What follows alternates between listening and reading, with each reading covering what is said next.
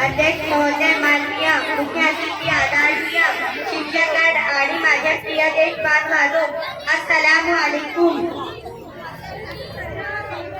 आज 26 जानेवारी आपण भारताच्या 76व्या प्रजासत्ताक दिन साजरा करत आहोत। प्रथम सर्वांना प्रजासत्ताक दिनाच्या हार्दिक शुभेच्छा।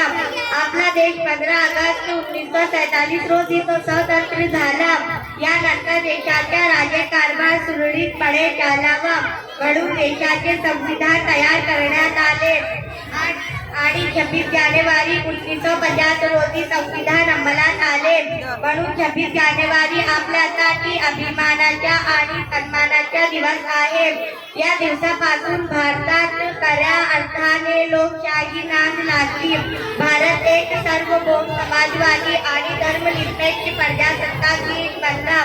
भारताचे संविधान हे जगातील सर्वात मोठे लिखित संविधान आहे। डॉक्टर बाबासाहेब आंबेडकर हे भारतीय संविधानाने नागरिकांना मूलभूत शिक्षणात मतदान करण्याच्या, भाषण अभिव्यक्ती करण्याचा अधिकार मिळाले। 26 जानेवारी हा भारताचा एक राष्ट्रीय सण आहे। हा दिवस आपल्याला स्वातंत्र्यासाठी लढलेल्या शूरवीरांची आणि देशभक्तांची आठवण करून देतो। आज ही देशाच्या सीमेवर सैनिक आहेत, रात्र व दिवस देशाचे रक्षण करीत आहेत। यांचे भान ठेवण्याचे सांगतो। हा दिवस शांतता व एकताची शिकवण देतो। मला भारतीय असल्याचे अभिमान आहे।